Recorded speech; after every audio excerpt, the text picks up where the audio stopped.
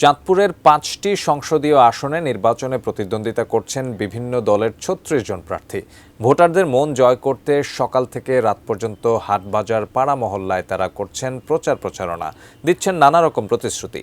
চাঁদপুর হাসান আলী সরকারি উচ্চ বিদ্যালয় মাঠ প্রাঙ্গণ থেকে বিস্তারিত জানিয়েছেন প্রতিনিধি বিল্লাল ঢালি।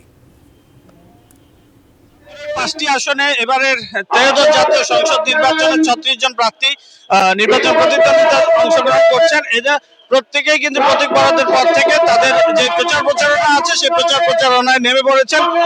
আজকে আমি এখন আছি হাসান আলী সরকারি উচ্চ বিদ্যালয় মাঠে। এখানে জামাত ইসলামী বাংলাদেশের একটি সমাবেশ অনুষ্ঠিত হবে। এবারে 11 দলীয় জোটের পক্ষ থেকে চাঁদপুরের 5টি আসনের মধ্যে জামাত ইসলামের 3টি আসনে কিন্তু প্রতিদ্বন্দ্বিতা করছে। এছাড়াও জোটের এলডিপির যারা প্রার্থী আছেন তাদেরকে 2টি আসন ছেড়ে দিয়েছে।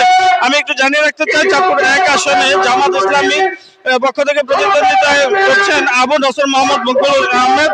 তিনি বিএনপির এহসানুল হক মিলন সাবেক শিক্ষা প্রতিমন্ত্রী, তার সাথে প্রতিদ্বন্দ্বিতা করছেন। 2 আসনে জামাতের এলডিপির বিল্লাল হোসেন মিয়াজি, তিনি বিএনপির ডক্টর জালালউদ্দিন আহমেদের সাথে নির্বাচন প্রতিদ্বন্দ্বিতা করছেন। এছাড়াও চাঁদপুর 3 আসনে জেলা জামাতের সেক্রেটারি অ্যাডভোকেট শাহজাহান মিয়ার সাথে জেলা বিএনপি সভাপতি শেখ ফরিদ আহমেদ মানিকের সাথে তিনি প্রতিদ্বন্দ্বিতা করছেন। এছাড়াও চাঁদপুরের নির্বাচনী ইতিহাসে এখন পর্যন্ত ইসলামিক দলগুলো কোনো সংসদীয় আসনে বিজয় লাভ করতে পারেনি, কিন্তু ত্রয়োদশ সংসদ নির্বাচনে এসে তারা কিন্তু সেই জয়ের প্রত্যাশাটা করছে। এখন দেখা আগামী যে সংসদ নির্বাচন অনুষ্ঠিত হবে সেই সংসদ নির্বাচনই মূলত ভোটাররা কোন প্রার্থীকে বেছে নেয় সেটি বোঝা যাবে।